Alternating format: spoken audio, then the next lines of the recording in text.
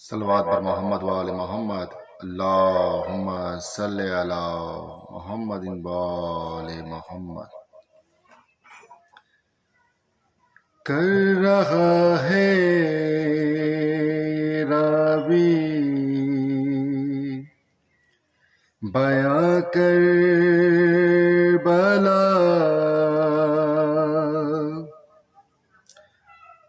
اس نے عاشور کی شب کا منظر لکھا، سینہ شاہ پہ بنت شاہ ہدا، اور شبیر کہتے تھے یہ بارہا، ہم کو جانا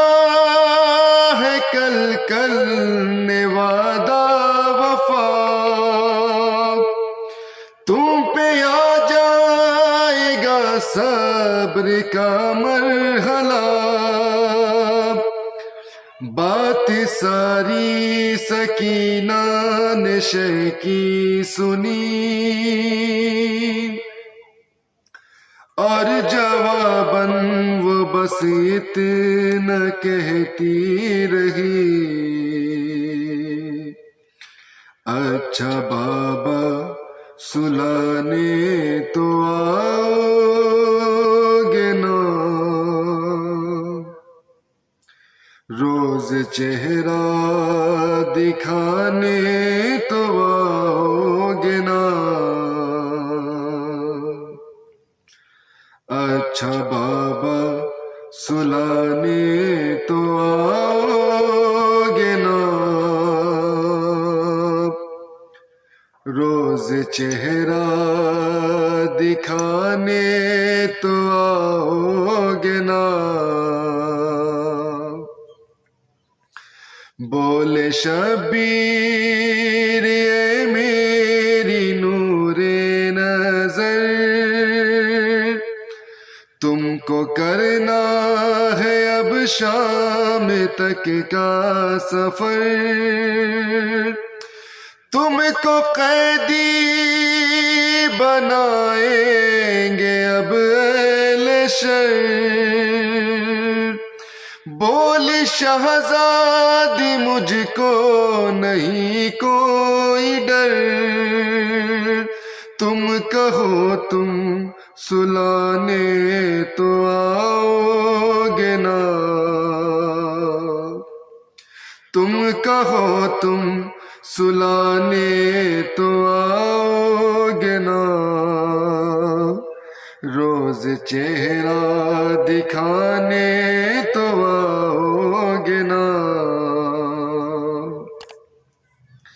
شاہ کہنے لگے میری لاڈلی،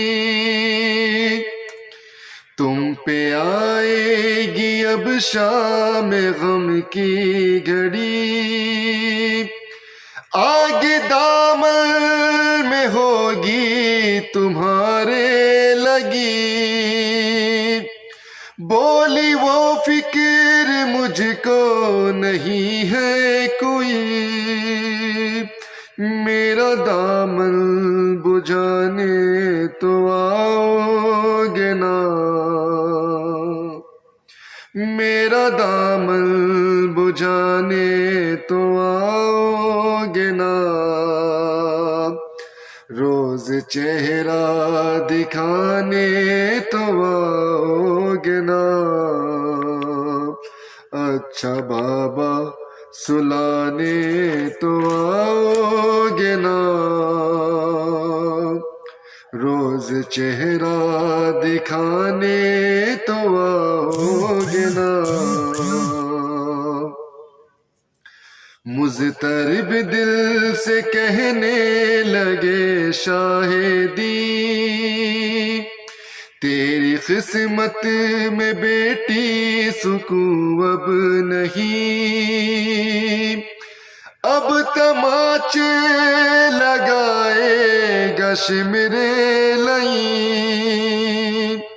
سن کے یہ بات کہنے لگی وہ حزین، شمر سے تم بچانے تو آؤ گے نا، شمر سے تم بچانے تو آؤ گے نا، روز چہرہ دکھانے تو آؤ گے نا۔ پھر کیا شے نے بیٹی سے کچھ یوں سخن، سب حرم ہوں گے اب تو حصیر مہن،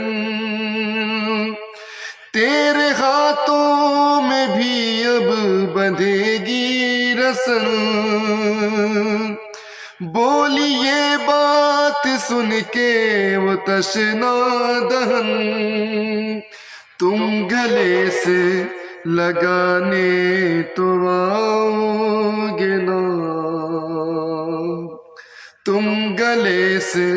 لگانے تو آؤ گے نا، روز چہرہ دکھانے تو آؤ گے نا۔ رو کے شبیر نے اس کے بوسے لیے، بولے رخسار بھی ہوں گے زخمی تیرے رونے کے شہزادی دن آ گئے،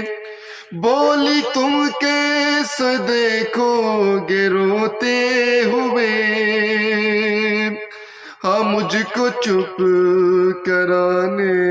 تو آؤ گے نا، ہاں مجھ کو چپ کرانے تو آؤ گے نا، روز چہرہ دکھانے تو آؤ گے نا۔ بڑھتی جاتی تھی بے چینی شبیر کی، ہر ستم وہ اٹھانے پہ راضی ہوئی، زندہ بابا نہ آئے، زندہ بابا نہ ہوں گے سمجھ نہ سکی، سن کے سب مشکلیں بس یہ کہتی رہی، گر میں روٹھی منانے تو آؤ گے نا، گر میں روٹھی منانے تو آؤ گے نا، روز چہرہ دکھانے تو آؤ گے نا، اچھا بابا سلانے تو آؤ گے نا، روز چہرہ دکھانے تو آؤ گے نا۔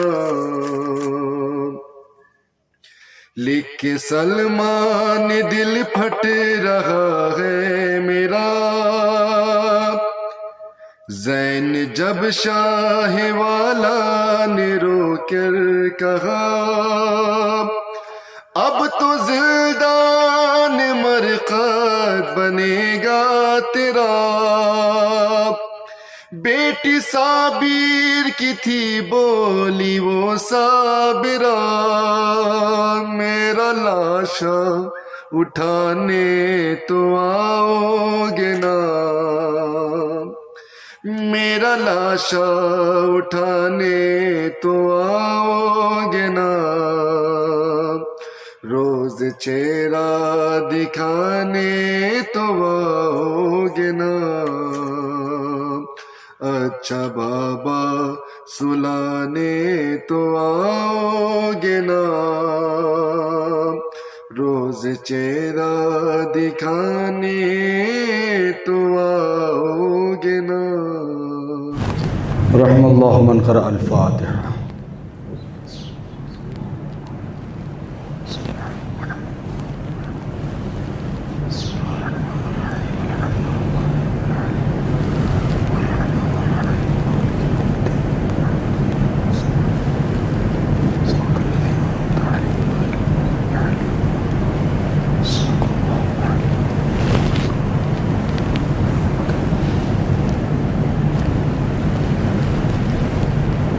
لا حول ولا قوة إلا بالله العلي العظيم.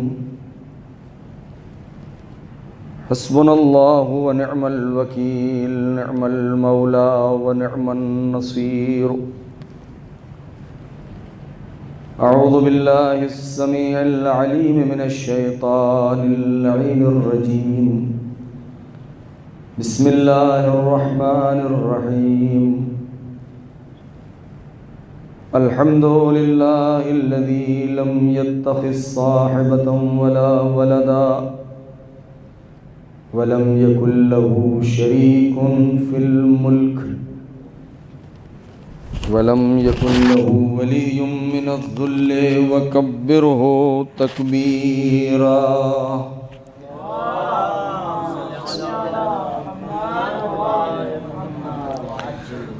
والصلاة والسلام والتحية والإكرام على النبي الأمي المكي المدني القرشي الهاشمي الأبتحي سيدنا ومولانا ومقتدانا وهادينا أبي القاسم محمد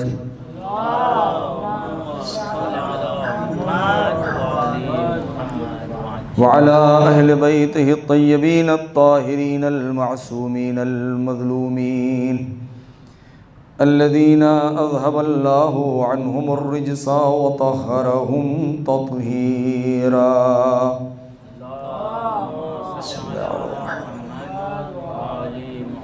سلام على آل طه وياسين ولعنة الله على أعدائهم أجمعين من الآن إلى يوم الدين. أما بعد،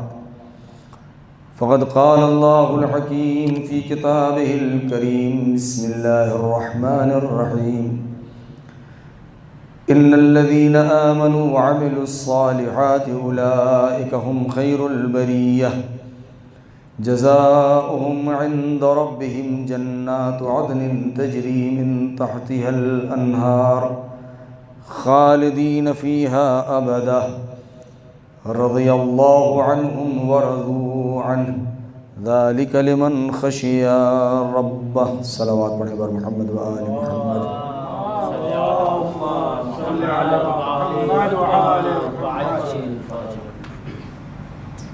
عزیزان محترم، سامعین کرام اور ناظرین کرام،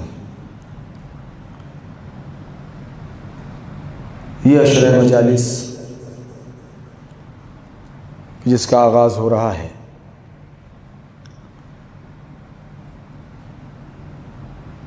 گفتگو سے پہلے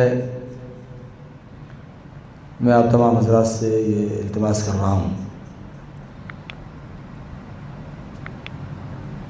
کہ ایک بار سورہ حمد اور 3 بار سورہ اخلاص کی تلاوت فرما کے جملہ مؤمنین مؤمنات مرحومین، بالخصوص بانی مجالس کے مرحومین جناب سید رضا نقوی ابن سردار حسین نقوی اور مرحومہ عرفان زہرا نقوی بنت ہادی حسن مرحوم، اور سید شہپر عباس ابن باقر عباس اور بانی مجلس کے دیگر مرحومین کی روح کو ایصال فرماتے ہیں.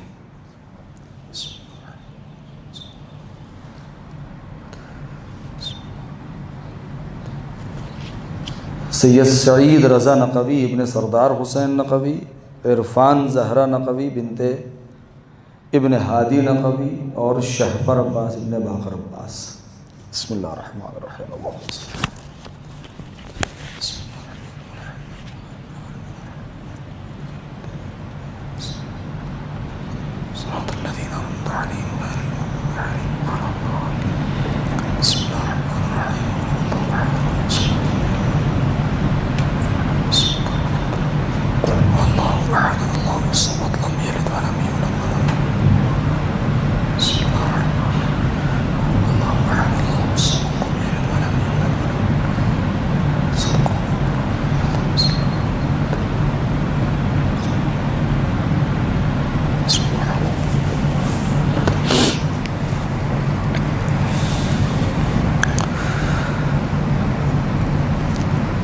عزیزان محترم،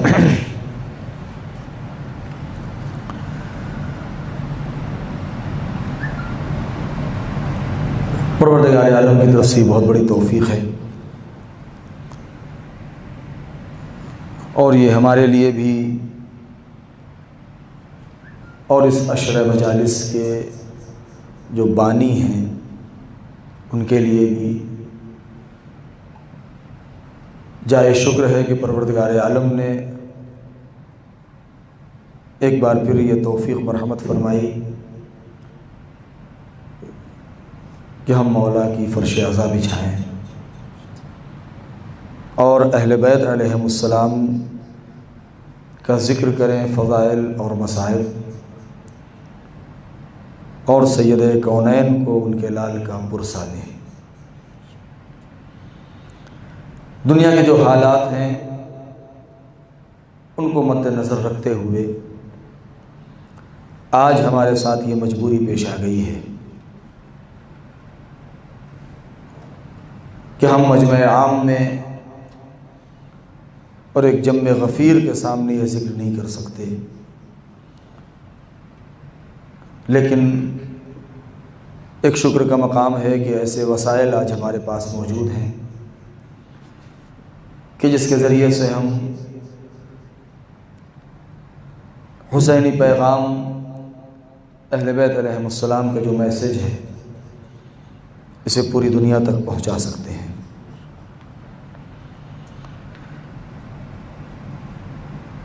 اہل بیت کے فضائل اور مناقب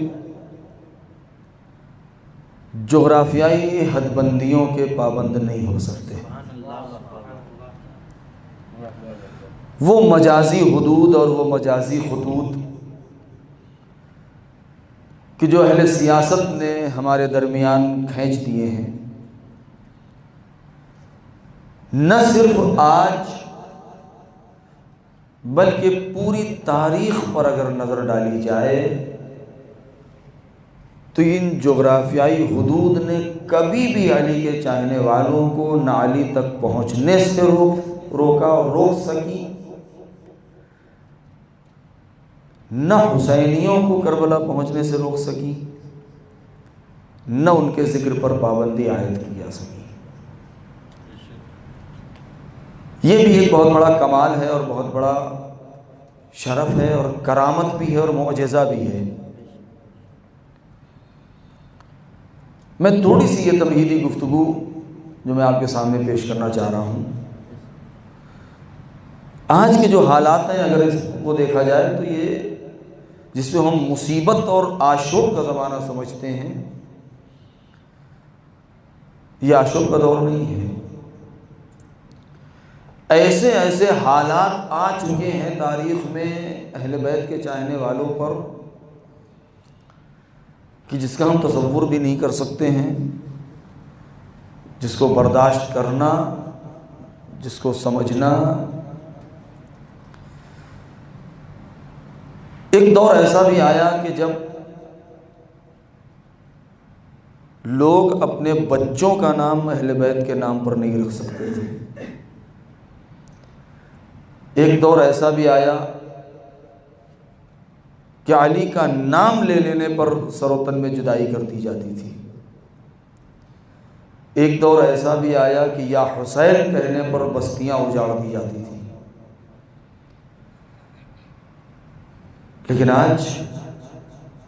وہ کچھ ایسے حالات ہیں کہ جو انشاءاللہ بہت جلد ختم ہونے والے ہیں، اور آج ہم پھر اسی آب و تاب اور اسی رونق کے ساتھ اپنی بزم سجائیں گے۔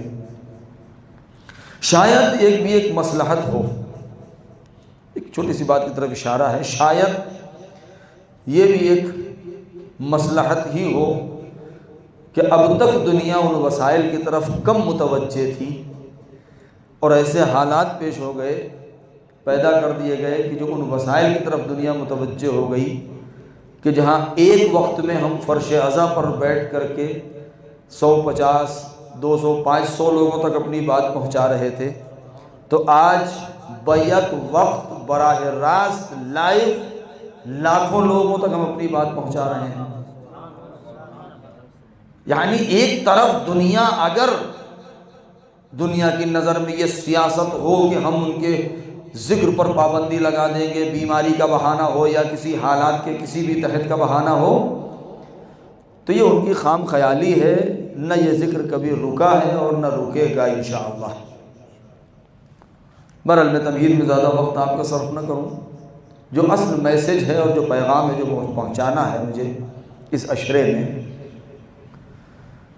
جو گزشتہ ایک عشرہ ہو چکا ہے اس میں نے ایک جملہ کہا تھا پہلی مجلس میں غالباً، کہ وہ شعر جو مشہور تھا وہاں سے میں نے اپنے مجالس کا آغاز کیا تھا۔ آج ایک دوسری بات ہے جو میں عرض کرنا چاہ رہا ہوں، اور وہ یہ کہ آج دنیا نے اپنے علم کے ذریعے سے، اپنے وسائل کے ذریعے سے، سائنس نے اپنی ترقیات کے ذریعے سے اس پوری دنیا کو ایک دہکدہ جہانی بنا دیا ہے۔ یہ دنیا بہت چھوٹی ہو گئی ہے۔ ایک دور ایسا تھا کہ جب لوگ زمین کے اس طرف بسنے والے لوگ دوسری طرف بسنے والے لوگوں کے حالات سے بے خبر تھے، لیکن آج یہ پوری دنیا ایک آنگن کی طرح ہو گئی ہے، ایک چھوٹی سی بستی کی طرح ہو گئی ہے کہ جہاں پل پل کی خبریں دوسری جگہ پہنچ رہی ہیں اور کوئی چیز چھپی نہیں ہے۔ اس کا مطلب یہ ہے کہ آج کوئی بھی انسان یہ دعویٰ نہیں کر سکتا کہ دنیا حسین کو جانتی نہیں ہے۔ نام حسین، نام علی، نام فاطمہ، نام زہرا، نام اہل بیت یہ کہیں پہنچا نہیں ہے، یہ آج نہیں مانا جا سکتا۔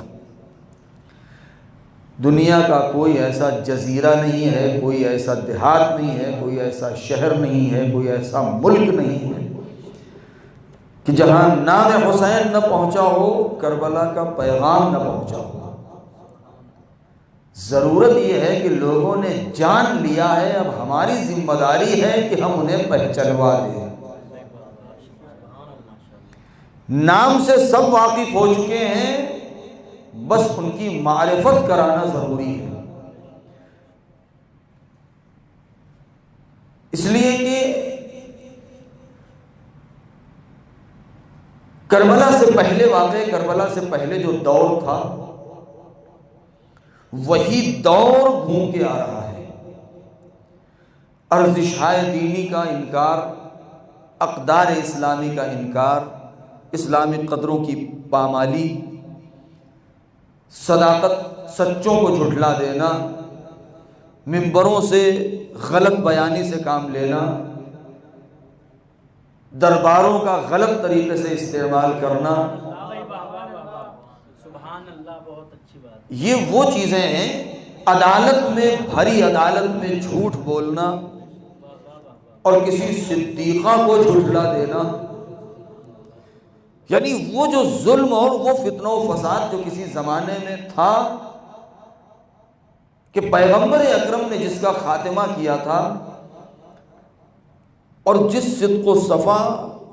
اور جس سیرت کو پیغمبر اکرم نے پیش کیا تھا، یزید کا دور آتے آتے وہ 3-4 مرحلوں میں اس کو پورے طریقے سے ختم کیا جا چکا تھا، لیکن حسین ابن علی نے قیام کر کے میدان کربلا میں ان تمام چیزوں کی آبرو بچا لی۔ اور وہ جملہ جو میں کہہ چکا ہوں کہ دنیا یہ سمجھ رہی تھی کہ حسین کے قتل ہو گئے، اہل حرم کی آبرو چلی گئی، لیکن حقیقت یہ ہے کہ حسین قتل نہیں ہوئے، حسین اور زندہ ہو گئے۔ یعنی جیسے وہ زندہ تھے ان کی حیات میں اور زیادہ تابانی آ گئی۔ اہل حرم بجائے اس کے کہ دنیا ان کو اسیر کر کے یہ سمجھ رہی تھی کہ رسوا کر دیا گیا، اہل حرم کی عزت و آبرو اور بڑھ گئی، اور وہ ظالم کی جنہوں نے یہ کام کیا وہ خود ذلیل و رسوا ہو گئے۔ یہ مختصر سی تمہید کے بعد یہ آیہ کریمہ کی جس کی تلاوت کا شرف حاصل کیا، یہ سورہ بینہ کی آخری دو آیتیں ہیں۔ ان الذین آمنوا وعملوا الصالحات اولئک هم خیر البریہ، بے شک وہ لوگ جو ایمان لائے، جنہوں نے اعمال صالحہ انجام دیا، پروردگار عالم کی بہترین مخلوق روئے زمین پر وہی ہیں۔ خیر البریہ کا مصداق وہی افراد ہیں۔ جزاؤہم عند ربہم جنات عدن تجری من تحتها الانہار، پروردگار عالم کے نزدیک بہترین جزا ان کی یہ ہے کہ ان کے لیے جنات عدن ہے، بہترین جنتیں ہیں کہ جن کے نیچے نہریں جاری ہیں، خالدین فیہا ابدا، کہ جو ہمیشہ ہمیشہ اس میں رہنے والے ہیں۔ ایک طرف لفظ خالدین ہے، دوسری طرف لفظ ابدا ہے، جبکہ خلود کے معنی بھی ابدیت کے ہیں، ہمیشگی کے ہیں، ابدیت کے معنی بھی ہمیشگی کے ہیں۔ لیکن یہ وہ جزا ہے کہ جو ظاہری اعتبار سے بیان کی گئی ہے، جس میں بہت سارے، یا یوں کہا جائے کہ سارے مومنین شامل ہیں، لیکن اس سے بڑھ کے ایک اور جزا ملنے والی ہے، اور وہ جزا یہ ہے رضی اللہ عنہم ورضوا عنہ، کہ خدا ان سے راضی ہے اور وہ اپنے رب سے راضی ہوں گے۔ ذالک لمن خشی ربہ، اور یہ وہ افراد ہیں کہ جن کے دل میں خشیت پروردگار پائی جاتی ہے۔ بس یہیں سے میں اپنی گفتگو کا آغاز کر رہا ہوں، اور آج کے اس مقدماتی بیان میں، کہ انسان کے لیے سب سے بہترین چیز جو ہے وہ کیا ہے؟ پروردگار عالم نے انسان کی خلقت کی ہے، اور جب انسان کو پیدا کیا تو ایک ایسا زمانہ، ایک ایسا ماحول کہ قرآن مجید میں اس نے اس بات کا اعلان کر دیا کہ هل أتى على الإنسان حين من الدهر لم يكن شيئا مذكورا، کہ ایک دور انسان کے اوپر ایسا بھی آ چکا ہے کہ جب یہ انسان قابل ذکر نہ تھا، نہ اس کا کوئی نام تھا، نہ نشان تھا، نہ اس کا وجود تھا، نہ اس کا کوئی ہدف تھا، نہ مقصد تھا، نہ اس کے قدم زمین تک آئے تھے، نہ اس کا خبیر تیار ہوا تھا، نہ اس پیکر خاکی میں روح پھونکی گئی تھی، یہاں تک کہ لوگ یہی نہیں جانتے تھے کہ یہ انسان نام کی بھی کوئی مخلوق ہے یا آئے گی، اور لوگ نہیں جانتے تھے۔ جب لوگ ہی نہیں تھے تو کس کے بارے میں کہا جائے کہ لوگ نہیں جانتے تھے؟ یعنی صرف پروردگار عالم تھا، اور پروردگار نے اپنے قدرت کاملہ سے اپنی تسبیح کے لیے، اپنی تحلیل کے لیے، اپنی تقدیس کے لیے، اپنی عبادت کے لیے جس گروہ کو پروردگار نے پیدا کیا تھا، اسی گروہ کا نام تھا گروہ ملائک، فرشتے۔ اور یہ فرشتے ہیں کہ جو تقدیس پروردگار بھی کر رہے ہیں، تحمید بھی کر رہے ہیں، تمجید بھی کر رہے ہیں، تقدیس بھی کر رہے ہیں، تحلیل بھی کر رہے ہیں، اس کی عبادت بھی کر رہے ہیں، عبادتوں میں مشغول بھی ہیں، سجدہ بھی کر رہے ہیں، رکوع بھی کر رہے ہیں، قیام بھی کر رہے ہیں، قعود بھی کر رہے ہیں۔ یعنی پروردگار نے جس مخلوق کو خلق کیا ہے وہ خدا کی عبادت میں کسی قسم کی کمی نہیں کر رہے ہیں، لیکن اس کے باوجود بھی پروردگار اس بات کا اعلان کر رہا ہے کہ انی جاعل فی الارض خلیفہ، کہ میں زمین پر اپنا ایک نمائندہ بنا کے بھیجنے والا ہوں، اپنا ایک جانشین کی جو میری طرف سے میرا نمائندہ بنے، میرا سفیر بنے، کہ جو میرے پیغام کو دنیا تک پہنچائے۔ اب اس انداز سے پروردگار عالم نے انسان کی خلقت کی، تو جب خلقت کی تو مختلف انداز سے کہ هل أتى على الإنسان حين من الدهر لم يكن شيئا مذكورا، کہ انسان یاد کرے اپنے اس عتیق کو، اپنے اس ماضی کو، اپنے اس پاسٹ کو، کہ جب ایک ایسا دور تھا کہ جب اندھیرا تھا، نہ اجالا تھا، نہ اجالا تھا، نہ اندھیرا تھا، نہ زمین تھی، نہ آسمان تھا، سوائے ذات پروردگار کے کچھ نہ تھا، ایک ہو کا عالم تھا، اور ایسا ہو کا عالم تھا کہ جس ہو کے عالم کو بھی انسان کے لیے سمجھنا مشکل ہے، اور اس کے بعد پروردگار عالم نے انسان کو خلق کیا کہ قابل ذکر نہ تھا۔ یعنی مختلف انداز سے اس چیز کو بیان کیا جا سکتا ہے کہ ایک تو انسان کا وجود نہ تھا کہ قابل ذکر نہ تھا، پھر انسان کو پروردگار نے اس مادے سے، ایسے مادے سے پیدا کیا کہ جو قابل ذکر نہیں، اور اس کے بعد اس انسان کو پیدا کیا۔ اِنَّا خَلَقْنَا الْإِنسَانَ مِن نُطْفَةٍ نَمْشَاجٍ نَبْتَلِيهِ فَجَعَلْنَاهُ سَمِيعًا بَصِيرًا۔ پھر پروردگار یہ کہتا ہے کہ میں نے ہم نے انسان کو ملے جلے نطفوں سے پیدا کیا ہے، من نطفۃ امشاج نبتلیہ، تاکہ وہ اس کی آزمائش کرے، اس کا امتحان لے، فجعلناہ سمیعا بصیرا، اور پھر ہم نے اس کی خلقت کو اس منزل تک پہنچایا کہ ہم نے اس کو سننے والا بھی بنایا، دیکھنے والا بھی بنایا۔ پروردگار نے یہ کیوں نہیں کہا کہ ہم نے اس کو کھانے والا بنایا، ہم نے اس کو چلنے والا بنایا، ہم نے اس کو سوچنے والا بنایا، ہم نے اس کو سمجھنے والا بنایا، ہم نے اس کو 2 پیر عطا کیے، ہم نے اس کو 2 ہاتھ عطا کیے؟ نہیں، یہ 2 ہی ایسی کون سی قوت ہے کہ جس کے بارے میں خدا کہہ رہا ہے فجعلناہ سمیعا بصیرا، کہ ہم نے اس کو سننے والا بنایا، ہم نے اس کو دیکھنے والا بنایا ہے۔ عجب نہیں پروردگار آواز دے کہ جب ہم اس کو مکان آزمائش میں رکھیں گے، مکان امتحان میں رکھیں گے، تو یہی 2 ایسی چیزیں ہیں کہ جس کے ذریعے سے یہ انسان امتحان میں کامیاب ہو سکتا ہے۔ سماعت کا تعلق بھی ہے، بصارت کا تعلق بھی ہے۔ سماعت اس لیے دی ہے تاکہ ہماری نشانیوں کو، ہماری آیات کو سننا چلا جائے، بصارت اس لیے دی ہے کہ ہماری نشانیوں کو دیکھتا چلا جائے، ہماری آیات کو سنتا چلا جائے، ہماری نشانیوں کو دیکھتا چلا جائے۔ اور یہی 2 ایسی طاقتیں ہیں کہ جس کی بنا پر پروردگار نے آواز دی سنریہم آیاتنا فی الآفاق والانفس، کہ ہم نے اس کو اپنی نشانیاں دکھائیں گے اور دکھاتے رہیں گے آفاق میں اور انفس میں۔ لہذا اب انسان کے جو اعتقادات ہیں اس کا تعلق اس کی سماعت سے ہے، اس کی بصارت سے ہے۔ پھر اس کے بعد اِنَّا هَدَيْنَاهُ السَّبِيلَ إِمَّا شَاكِرًا وَإِمَّا كَفُورًا، پھر ہم نے اس کی ہدایت کر دی ہے، اس کی ہدایت کا انتظام کر دیا ہے۔ اب یہ اس کا اختیار ہے، چاہے شاکر بندہ بن جائے، چاہے کافر بندہ بن جائے، یعنی کوئی جبر نہیں رکھا ہے پروردگار عالم نے۔ میں یہاں تک اس لیے آپ کے ذہن کو لے آیا ہوں کہ ابتدا جہاں قابل ذکر نہیں ہے، اور جب بن کے تیار ہوا تو اس کو سمیع بھی بنایا، بصیر بھی بنایا۔ نبتلیہ کا مقام بھی ہے کہ ہم اس کو مقام آزمائش میں رکھیں گے، اس کا امتحان لیں گے۔ اب امتحان کس چیز کا ہے؟ انسان کی اس پوری زندگی میں مختلف امتحانات ہیں۔ وَلَنَبْلُوَنَّكُمْ بِشَيْءٍ مِّنَ الْخَوْفِ وَالْجُوعِ وَنَقْصٍ مِّنَ الْأَمْوَالِ وَالْأَنفُسِ وَالثَّمَرَاتِ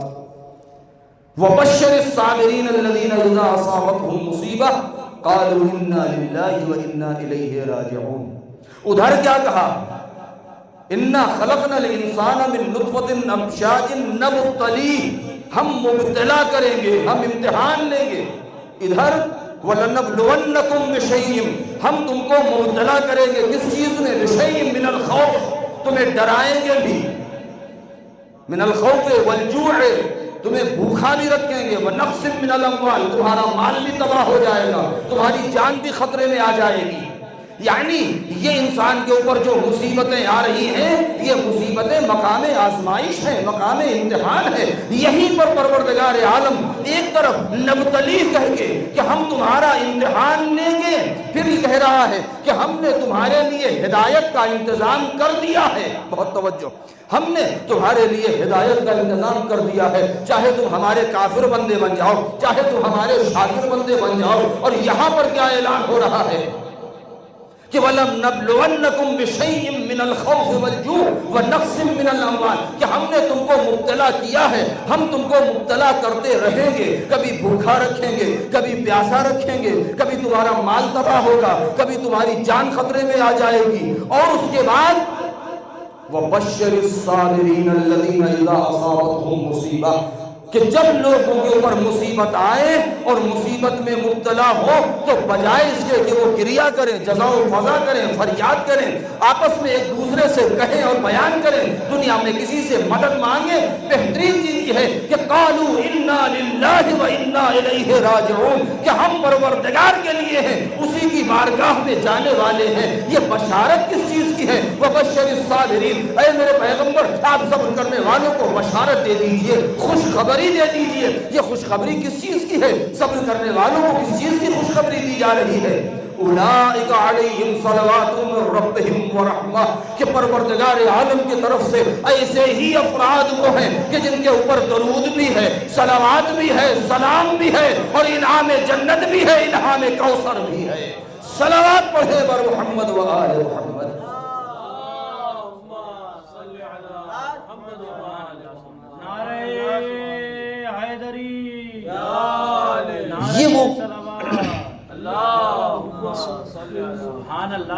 یہ وہ بشارت ہے کہ جو میں نے جہاں سے آج گفتگو کا آغاز کیا ہے، انشاءاللہ گفتگو رہے گی، ان الذین آمنوا وعملوا الصالحات، یہی وہ افراد کہ جو مقام امتحان میں پورے اتر گئے، کھڑے اتر گئے۔ تو اب میں نے شاید کسی مجلس میں یہ جملہ کہا تھا کہ قرآن مجید کا اگر مطالعہ کیا جائے، اگر کیا تو واجب ہے پڑھنا، لیکن آج جو سب سے بڑی پریشانی اور مصیبت ہے وہ یہ کہ میں اپنے سارے ناظرین جہاں جہاں کہیں بھی دنیا میں میری بات سن رہے ہیں لوگ،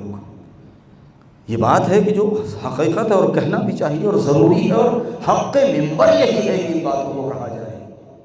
کربلا والوں کا پیغام ہی یہی ہے،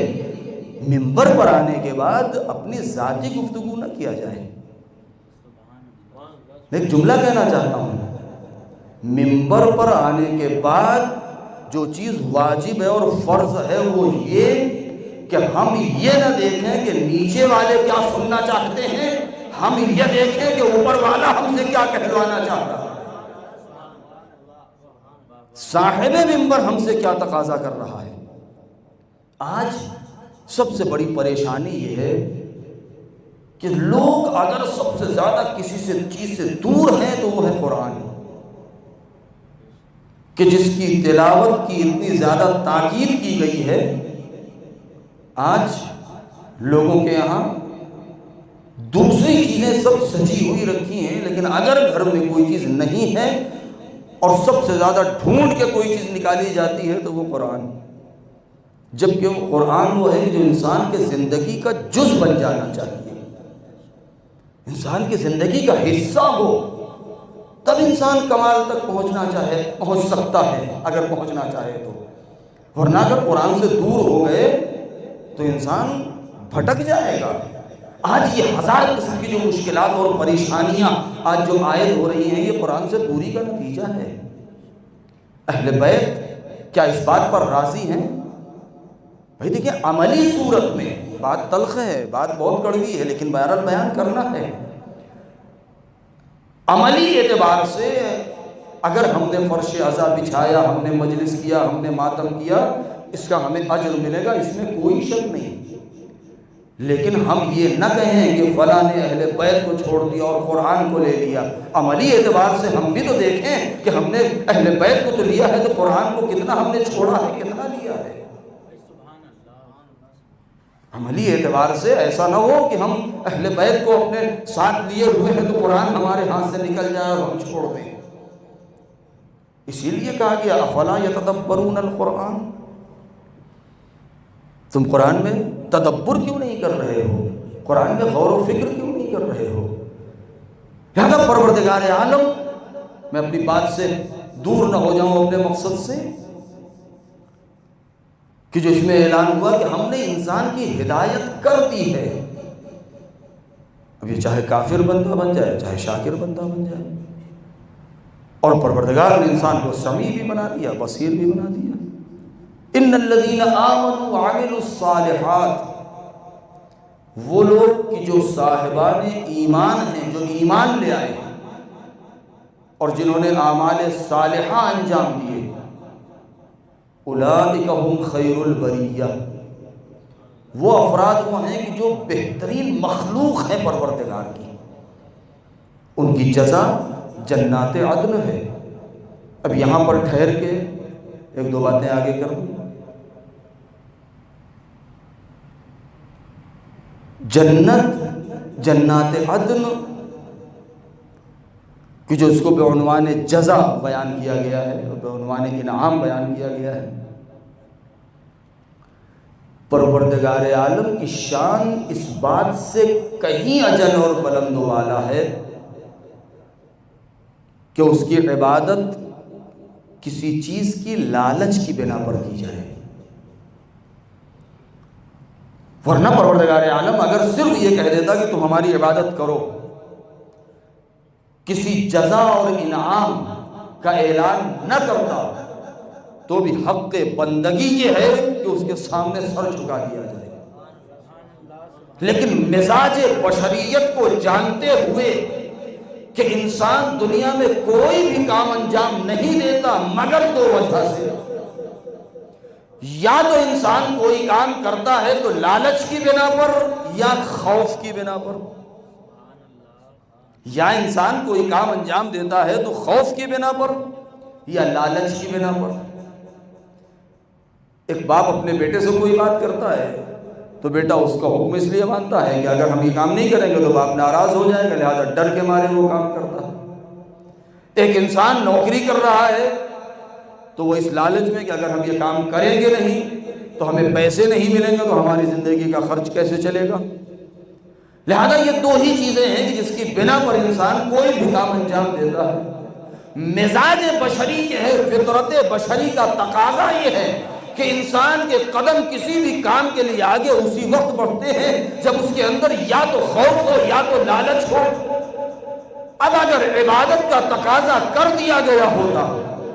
بغیر کسی چیز سے ڈرائے ہوئے، بغیر کسی چیز کی لالچ دیے ہوئے، تو یہ انسان جو اپنی فطرت کے تقاضوں میں گھرا ہوا ہے یہ کس طریقے سے اپنی پیشانی کو خاک پر رکھتا، پروردگار عالم کی توحید کا اقرار کرتا، اس کی عبادت کیسے کرتا۔ لہذا اسی فطرت میں بشری میں گھرے ہوئے محدود انسان کو مد نظر رکھتے ہوئے، اس کے نفس کو جانچتے ہوئے، پرکھتے ہوئے، پروردگار عالم نے اسی کے مزاج کے مطابق یہ آواز دی کہ اگر تم نے اعمال صالحہ انجام دیے تمہارے لیے جنت عدن ہے، اگر تم نے یہ کام انجام نہ دیا تو تم جنت میں چلے جاؤ گے، جہنم کے شوروں سے محفوظ ہو جاؤ گے۔ یہ پروردگار نے لالچ اور خوف اس لیے رکھی ہے تاکہ انسان اپنے درمیان اور اپنے سے بالا تر کچھ ہستیوں کے درمیان کے فرق کو پہچان سکے کہ تم وہ ہو جو بشریت کے تقاضے میں اتنا گھرے ہو، جب تک جہنم کا خوف نہ ہو، جب تک جنت کی لالچ نہ ہو، تب تک تمہارا یہ سر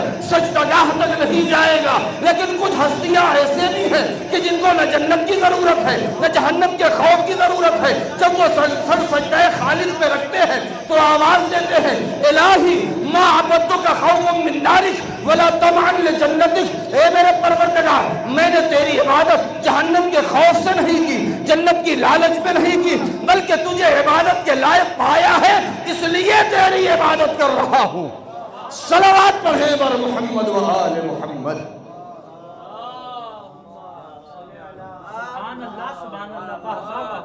لہذا وہ افراد جو صاحبان ایمان ہیں اور اعمال صالحہ جنہوں نے انجام دیا، اولئک هم خیر البریہ، وہ بہترین مخلوق ہیں، خیر بریہ ہیں۔ یہ خیر بریہ قرآن مجید میں دو طریقے کے الفاظ آئے ہیں، کچھ وہ ہیں جن کو خیر البریہ کہا گیا ہے، کچھ وہ ہیں جن کو شر البریہ کہا گیا ہے۔ بہترین مخلوق اور بدترین مخلوق، باقی افراد تو درمیان میں ہیں۔ میں نے کسی مجلس میں شاید اسی حسینیہ میں کہا تھا کہ جہاں کہیں بھی قرآن میں اس طریقے کی بشارتوں کا ذکر ہے، تذکرہ ہے، وہاں پر لفظ مؤمن کا استعمال ہوا ہے، مسلم کا نہیں ہوا۔ یعنی اکثر مقامات پر نہیں، سارے مقامات پر جب کبھی ایسے تذکرے ہوئے ہیں تو کہا مؤمن۔ اس کا مطلب یہ ہے کہ مسلم اور مؤمن میں بہت بڑا فرق ہے، اور شاید یہی وجہ ہے کہ اسلام لانے والے تو بہت ہیں، ایمان لانے والے بہت کم ہیں۔ اسلام لانے والے بہت ہیں، ایمان لانے والے بہت کم ہیں۔ اور اگر اسی کو پہچاننا ہے تو قرآن مجید نے کھل کے آواز دی ہے کہ جب پیغمبر کے سامنے اعراب آئے اور آنے کے بعد کہا وقالت الاعراب آمنا، رسول کی خدمت میں آیا اور آگا کہ آمنا، ہم ایمان لے آئے، فوراً حکم پروردگار آیا، اے رسول قل، کہہ دیجئے آپ، قولوا اسلمنا، کہ تم لوگ یہ کہو کہ ہم اسلام لے آئے ہیں۔ یعنی خدا نے ایک لمحہ بھی اس چیز کو برداشت نہیں کیا کہ کوئی انسان مسلمان تو ہو، دعویٰ ایمان کر رہا ہو۔ بہت توجہ چاہوں گا میں، مسلمان ہے، ہر مسلمان کو یہ حق نہیں ہے کہ وہ دعویٰ ایمان کرے۔ یہ تو قرآن مجید کی طرف سے حسن ظن کا حکم دیا گیا ہے کہ ہم کہہ دیتے ہیں کہ سارے مومنین تشریف لے آئیں، اور مومنین کے لفظ سے استعمال کر دیا جاتا ہے۔ قرآن کی یہ بالکل ساری واضح لفظ ہے، اے رسول ان سے کہہ دیجئے کہ تم آئے ہو ہمارے پاس اقرار کرنے، قولوا اسلمنا، کہ ہم اسلام لے آئے ہیں، ایمان نہیں لے آئے۔ اس کا مطلب کیا ہے؟ اس کا مطلب یہ ہے کہ اسلام میں اور ایمان میں بہت بڑا فرق ہے۔ ہر مومن مسلمان ہو سکتا ہے، ہر مسلمان مومن نہیں ہو سکتا۔ یعنی دائرہ اسلام بہت وسیع ہے، جس کو چاہے اس میں داخل کر لے، اس لیے کہ اسلام کا تعلق صرف اور صرف زبان سے ہے۔ سر پہ تلوار لٹک گئی، کہہ دیا لا الہ الا اللہ محمد رسول اللہ، مسلمان ہو گئے، بس اسلام ہو گیا۔ لیکن ایمان، جب کبھی بھی اہل بیت کے فضائل کا اعلان کیا ہے پیغمبر اکرم نے اہل بیت کے لیے یا اپنے خاص اصحاب کے لیے، میں نے کبھی جملہ کہا تھا کہ اگر اسی چیز کو سمجھنا ہے تو بس اسی جملے سے سمجھ لے کہ نبی نے ایمان کے درجات بیان کیے ہیں، اسلام کے درجات بیان نہیں کیے۔ یہ نہیں کہا کہ اے سلمان تم اسلام کے 10ویں درجے پر ہو، تم فلاں درجے پر ہو، تم فلاں، یہ کہا تم ایمان کے 9ویں درجے پر ہو، تم 10ویں درجے پر ہو، تم 8ویں درجے پر ہو۔ اور جب اہل بیت کے فضائل کو اعلان کیا ہے تو وہ اور ہوں گے، بہت توجہ چاہتا ہوں، وہ اور ہوں گے کہ ان کے بارے میں یہ کہا جائے کہ فلاں تب اسلام لے آئے، فلاں مکے میں اسلام لے آیا، فلاں ہجرت کے بعد اسلام لے آیا، فلاں نبی سے تب ملا تو اسلام لے آیا۔ لیکن اہل بیت وہ ہیں کہ جن کے بارے میں یہ لفظ کہنا بالکل ہی صحیح نہیں ہے کہ علی کب ایمان اسلام لے آئے، نہیں، بلکہ نبی تو یہ اعلان کر رہے ہیں یا علی یا علی یا علی، بہت توجہ، یا علی الایمان خالط لحمک و دمک کما خالط لحمی و دمی، اے علی ایمان تمہارے گوشت میں، تمہاری پوست میں، تمہارے وجود میں اس طریقے سے مخلوط ہو گیا جس طریقے سے میرے وجود میں ایمان مخلوط ہو گیا ہے۔ صلوات پڑھیں بر محمد و آل محمد۔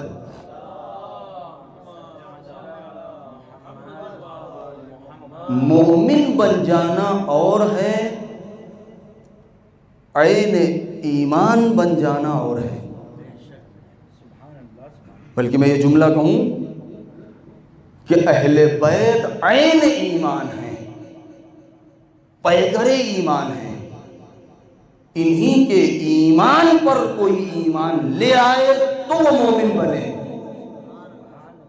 یہی وجہ ہے کہ علی کو جو لقب منفرد کسی دوسرے کے لیے کہنا جائز نہیں، وہ لفظ امیر المؤمنین، حتیٰ کہ دوسرے ائمہ کو نہیں کہہ سکتے، دوسرے کسی امام کو بھی امیر المؤمنین نہیں کہا جا سکتا۔ یہ لقب مخصوص ہے ذات علی سے۔ کمال انسان یہ نہیں ہے کہ وہ جنت کا مشتاق ہو جائے، کمال انسانیت یہ ہے کہ جنت اس کی مشتاق ہو جائے۔ کمال انسان یہ نہیں ہے کہ وہ ایمان کے نقش قدم پر چل دے۔ معراج بشریت یہ ہے کہ ایمان اس کے نقش قدم پر چلنے لگے۔ اہل بیت کو اگر سمجھنا ہے ان کے فضائل کو تو ہم اس سانچے میں سمجھیں۔ نبی نے میدان غدیر میں جو خطبہ ارشاد فرمایا تو اس خطبے میں یہ جتنی حدیثیں ہم اور آپ پڑھتے ہیں، چاہے حدیث ثقلین ہو، چاہے حدیث منزلت ہو، یہ ساری حدیثیں نبی نے اسی خطبہ غدیر میں جب خطبہ دیا ہے تو یہ سارے فقرے آپ نے دوبارہ سے دہرائے ہیں۔ میدان منی میں آپ نے تقریر کیا حج کے دوران، تب بھی نبی نے یہ جملہ ارشاد فرمایا۔ میدان منی سے باہر نکلے، مشعر میں پہنچے، مشعر میں آپ نے تقریر کیا، وہاں بھی آپ نے یہ جملہ دہرایا۔ وہاں سے نکلے میدان غدیر میں پہنچے، اتنی لمبی چوڑی تقریر آپ نے کی ہے، طولانی مفصل، اس میں بھی آپ نے یہ جملہ علی مع الحق والحق مع علی، علی مع القرآن والقرآن مع علی، علی حق کے ساتھ ہے، حق علی کے ساتھ ہے، علی قرآن کے ساتھ ہے، قرآن علی کے ساتھ ہے۔ اگر بات یہیں پر ختم ہو جاتی تو ممکن ہے کہ بہت سے دعوے دار ایسے مل جاتے ہیں، اس لیے کہ نبی کے بہت سارے حاشیہ نشین جو تھے، اب جملہ آگے میں کہہ دوں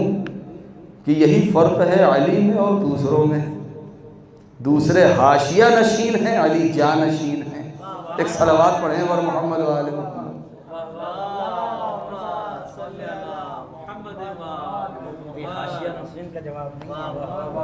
بے حاشیہ نشین کو کبھی مرکزیت نہیں مل سکتی، جانشین کو مرکزیت ملتی ہے، اور شاید یہی وجہ ہے کہ علی نے کہہ بھی دیا تھا کہ خلافت کی چکی چل رہی ہے تو علی کے وجود سے،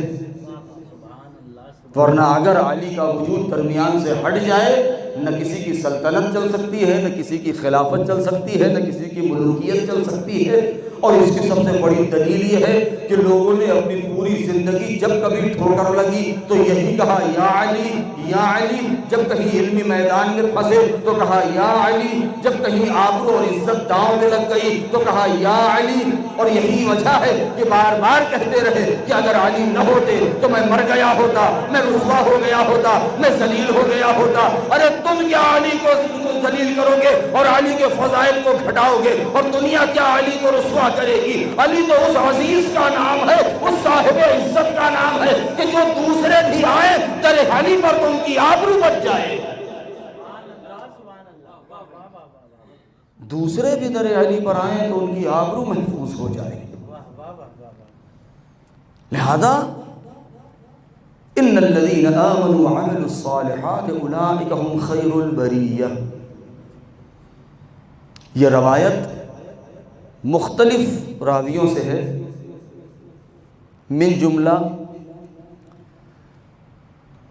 جناب عبداللہ ابن عباس سے، جناب ابو برزہ سے، جناب جابر ابن عبداللہ انصاری سے۔ یہ تین رسول کے جلیل القدر صحابی ہیں۔ ابھی سے پہلے ایک مجلس تھی، میں نے اس میں یہ روایت بیان کی تھی، اور یہ تینوں روایتیں وہی ہیں کہ جس میں پیغمبر اکرم سے یہ اصحاب روایت کرتے ہیں کہ قرآن مجید میں یہ خیر البریہ جس کو کہا گیا ہے، جس کے مقابلے میں شر البریہ ہے، بدترین مخلوق، جناب عبداللہ ابن عباس بھی یہی کہتے ہیں کہ پیغمبر اکرم سے میں نے سنا کہ انہوں نے خانہ کعبہ کے قریب کھڑے ہو کر کے جب مولا علی کو آتے ہوئے دیکھا تو ایک مرتبہ اشارہ کیا اور لبوں پر مسکراہٹ آئی، اور جیسے ہی مولا قریب آئے اور آواز دیا، اے میرے چاہنے والوں تم جانتے ہو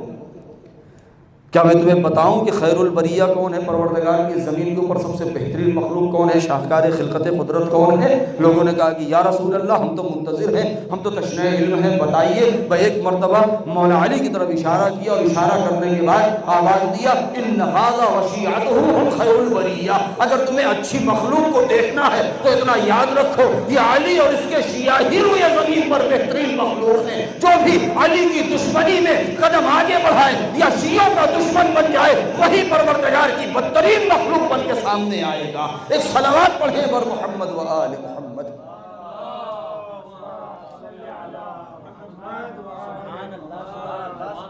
دوسری روایت جناب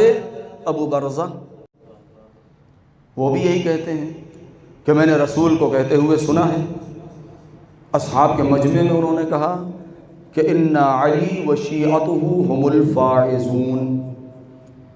یوم القیامہ، علی اور اس کے چاہنے والے ہی قیامت کے دن کامیاب ہوں گے۔ پھر اس کے بعد فرماتے ہیں کہ میں نے رسول کو کہتے ہوئے سنا ہے کہ ان علی و شیعتہ ہم خیر البریہ، کہ علی اور ان کے شیعہ ہی خیر البریہ ہیں۔ جناب جابر بن عبداللہ انصاری وہ کہتے ہیں میں رسول کے ساتھ بیٹھا ہوا تھا اور بہت سارے اصحاب بھی بیٹھے ہوئے تھے کہ اچانک میں نے دیکھا کہ نبی کچھ گفتگو کرتے کرتے ٹھہر گئے، اور ٹھہر جانے کے بعد ایک مرتبہ انگلی سے اشارہ کیا۔ جب ہم نے مڑ کے دیکھا تو نبی نے فرمایا کہ قد اتاکم اخی، دیکھو میرا بھائی تم لوگوں کے پاس چلا آ رہا ہے۔ اور جب قریب آئے تو دیکھا کہ علی آ رہے ہیں، اور جیسے ہی قریب آئے تو نبی نے خانہ کعبہ کی طرف اپنی انگلی کی طرف سے اشارہ کیا اور فرمایا وَرَبَّ هَذِهِ الْبُنْيَةِ إِنَّ هَذَا وَشِيعَتُهُ هُمُ الْفَائِزُونَ إِنَّ هَذَا وَشِيعَتُهُ هُمْ خَيْرُ الْبَرِيَّةِ، یہ دیکھو یہ میرا بھائی جو آ رہا ہے، یہ اور اس کے یہ رب کعبہ کی قسم، اس بنا اور اس گھر کے رب کی قسم، یہ میرا بھائی علی یہ اور اس کے شیعہ ہی کامیاب ہیں، یہ اور اس کے شیعہ ہی خیر البریہ ہیں۔ اب جب خیر البریہ کا مصداق واضح ہو گیا کہ علی اور علی کے چاہنے والے ہی خیر البریہ ہیں، تو اب کہیں تفصیل میں جانے کی ضرورت نہیں ہے، اب چہرہ بالکل کھل کے سامنے آ گیا۔ جو علی والے ہیں وہی خیر البریہ ہیں، جو علی کی دشمنی اپنے دل میں رکھتے ہیں پروردگار کی بدترین مخلوق وہی کہلائیں گے۔ ایک صلوات پڑھیں پر محمد و آل محمد۔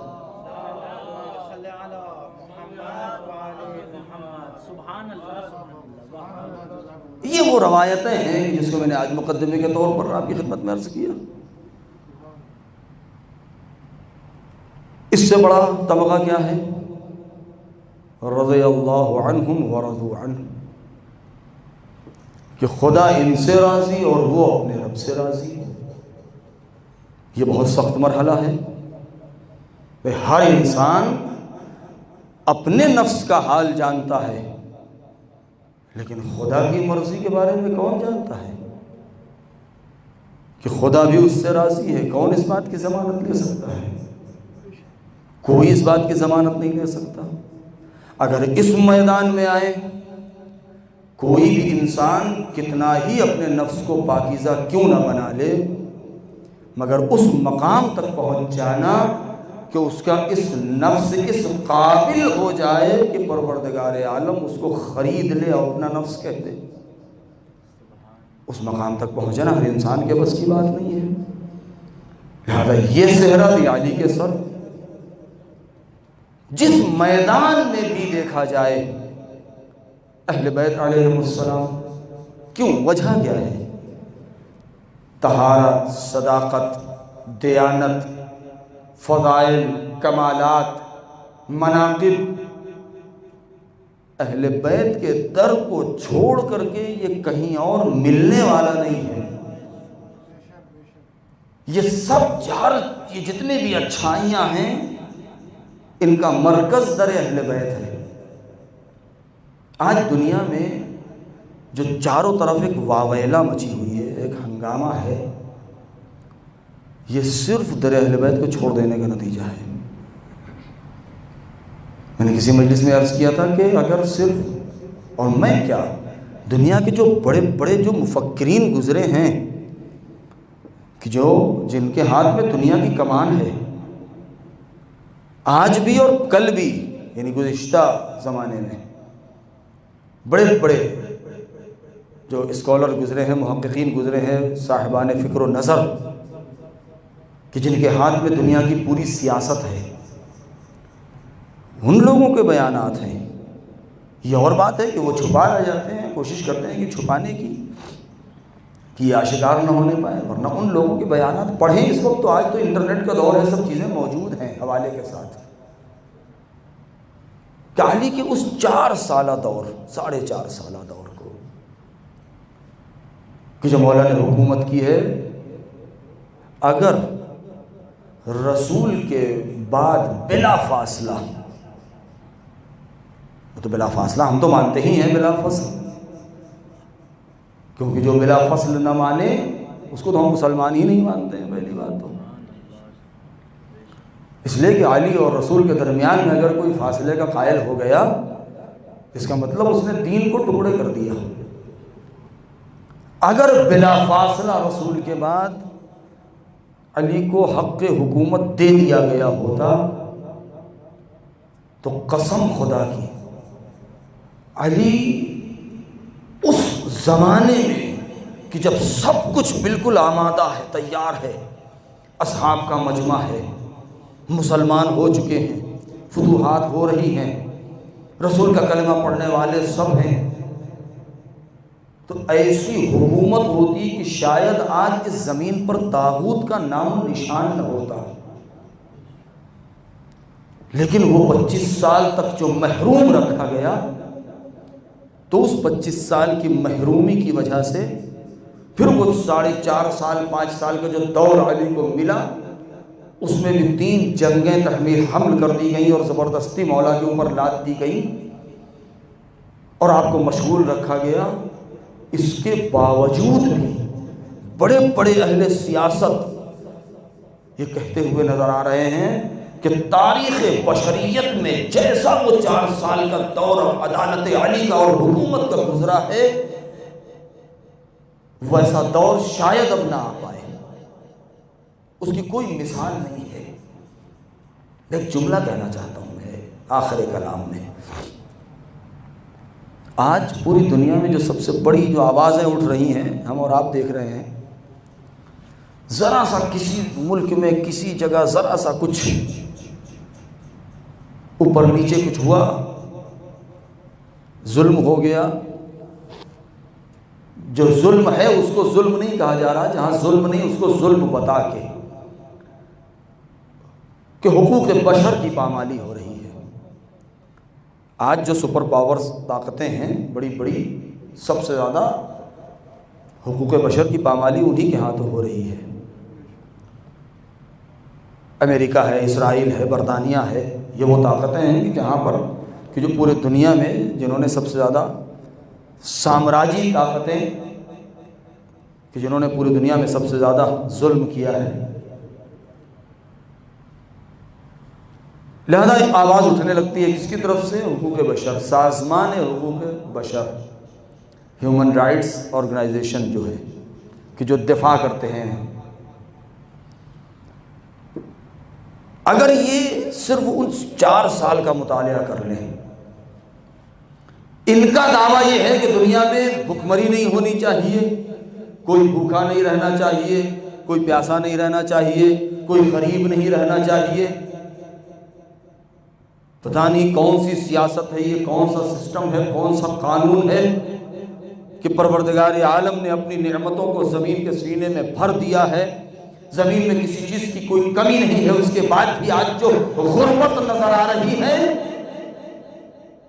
دنیا سیکھے در علی سے۔ آج ہیومن رائٹس کا نعرہ لگانے والے اور حقوق بشر کے دفاع کا نعرہ لگانے والے آگے اگر حکومت کرنا ہے تو علی سے سیکھیں کہ جو علی مسند خلافت پر جب بیٹھتا ہے تو جسم کے اوپر پوشیدہ لباس ہے، مگر اس کے باوجود بھی علی کا یہ دعویٰ ہے کہ علی کو اس وقت تک نیند نہیں آتی ہے جب تک کوئی ایک علی کی مملکت میں بھوکا رہ جائے۔ حکومت کرنا ہے تو اس انداز سے حکومت کیا جائے کہ اگر یہی علی کو حکومت کا موقع مل گیا ہوتا، نہ آج دنیا میں غربت ہوتی، نہ فلاکت ہوتی، نہ مفلسی ہوتی، لیکن طاغوت زمانہ ولی خدا کو برداشت نہیں کر رہا ہے۔ پیغمبر اکرم کے دنیا سے جاتے ہی مصیبتوں کا ایک سلسلہ ہے۔ جناب سید کونین، جن کو کس طریقے سے اذیت پہنچائی گئی، تکلیف پہنچائی گئی، سوچنے کا مقام ہے۔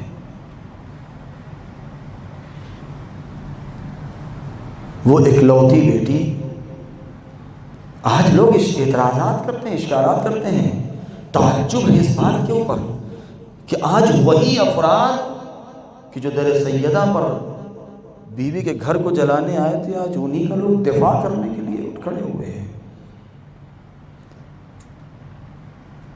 کیا وہ لوگ قابل دفاع ہیں؟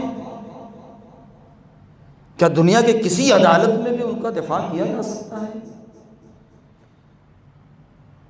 قابل دفاع نہیں ہے کہ جو رسول کی بیٹی کو ستا رہا ہے۔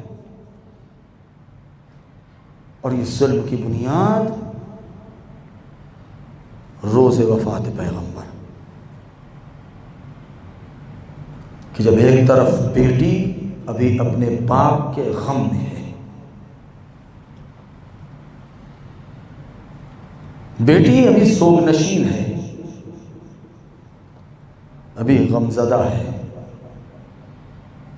جس وقت تسلی دینا چاہیے، دلاسا دینا چاہیے، ایسے موقع پر بیٹی کو تکلیف پہنچائی جا رہی ہے، اذیت پہنچائی جا رہی ہے، روحی تکلیف پہنچائی جا رہی ہے۔ اور یہ سلسلہ جو کربلا میں ہم نے مظالم کا دیکھا ہے، یہ یہیں سے شروع ہوا ہے۔ عزاداروں، جسم کے زخم کو برداشت کر لینا آسان ہے، مگر روحی تکلیف کو برداشت کر لے جانا یہ بہت سخت ہے۔ جب کوئی انسان دنیا سے گزر جائے تو اگر انسان اس کو دیکھ کر کے رو نہیں سکتا تو کم سے کم ہنسے نہیں، ورنہ کتنی تکلیف ہوتی ہے۔ سیدہ رو رہی ہیں تو ان کے گریے پر لوگ ہنس رہے تھے۔ مصائب یہ ہیں، یعنی رونے کے اوپر پابندی لگا دی گئی۔ یا علی، آپ سیدہ سے کہہ دیجئے کہ دن میں روئیں یا رات میں روئیں۔ یہ کون کہلوا رہے ہیں؟ کہیں دور کے افراد نہیں ہیں، یہ پڑوس میں رہنے والے ہیں۔ یہ پڑوس میں کون رہ رہے تھے؟ دیکھیں، مصائب میں پڑھ دینا ان سب باتوں کا، لیکن سمجھنا ضروری ہے۔ میں اسی لیے ٹھہر کے گفتگو کر رہا ہوں کہ ہمارے بچے، ہمارے نوجوان اس کو سمجھیں کہ یہ مصائب میں لوگوں نے سن لیا اور سن کے آنسو بہا لیا نہیں، صرف یہیں پر سن کے آگے نہ بڑھ جائیں۔ پوچھیں کہ سیدہ اپنے گھر میں رو رہی ہیں تو سیدہ کی آواز کہاں تک جا رہی ہے؟ پڑوس میں رہنے والے افراد ٹوک رہے ہیں، یہ پڑوس میں کون ہیں؟ اس کا سوال کریں لوگوں سے، تاریخ کو جواب دینا پڑے گا۔ وہ چہرے کھل کے آئیں گے۔ یہ کہیں دور کے لوگ نہیں تھے، کفار و مشرکین نہیں تھے، یہود و نصارہ نہیں تھے، یہ وہی افراد تھے کہ جن کے بارے میں یہ حکم آ چکا تھا، وَسَدِّ الْأَبْوَابَ إِلَّا بَابَهُ۔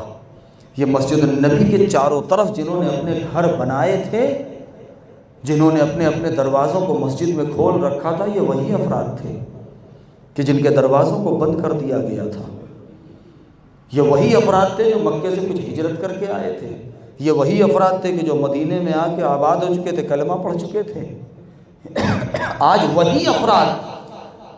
کہ وہی پڑوس میں رہنے والے جنہوں نے مسلسل اس بات کو دیکھا ہے کہ نبی در سیدہ پر کھڑے ہو کر کے آواز دیتے ہیں، السلام علیکم یا اہل بیت النبوہ، اے اہل بیت نبی، تم پر نبوت، تم پر سلام ہو۔ آج وہی افراد ہیں جو سیدہ کے رونے کے اوپر پابندی لگا رہے ہیں۔ آج لوگ یزید کو برا بھلا کہنے پر لوگوں کو کیوں تکلیف ہوتی ہے؟ اسی لیے کہ جب یزید کو برا کہتے ہیں تو یہ اس کے مظالم انہی لوگوں کے مظالم کی طرف پلٹ رہے ہیں جنہوں نے سیدہ کے اوپر ظلم کی ابتدا کی ہے۔ کل سیدہ کو رونے نہیں دیا گیا، ہائے کربلا میں حسین کو رلا رلا کے مارا گیا، اور جب حسین کے اہل حرم رونا چاہتے ہیں تو ان کو رونے نہیں دیا جا رہا۔ اے عزادارو، ہائے کتنی بڑی مصیبت گزر گئی۔ یہ ایام جو چل رہے ہیں، یہ ایام اہل بیت کے اوپر بہت سخت ہیں عزادارو۔ آئے عاشور میں کربلا میں حسین کے اوپر بہت بڑی مصیبت آئی۔ حسین نے خود کہا انا قتیل العبرہ، مجھے رلا رلا کے مارا گیا۔ آئے حسین ایک ایک شہید کی والی پر جاتے رہے، آنسو بہاتے رہے، روتے رہے۔ آئے کبھی اصغر کی ننھی میت کو لے کر کے آگے بڑھ رہے ہیں اور آنسو بہاتے جا رہے ہیں،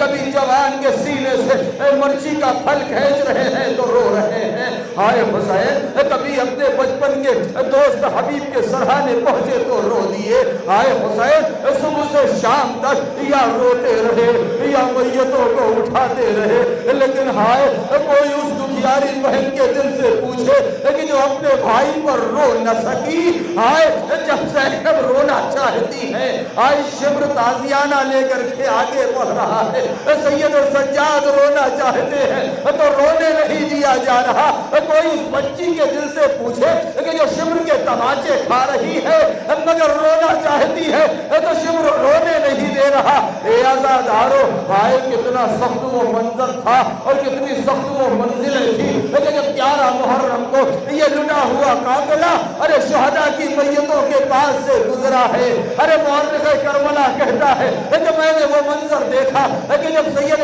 سجاد کہ جو ہتکڑیوں اور بیڑیوں میں جکڑے ہوئے تھے،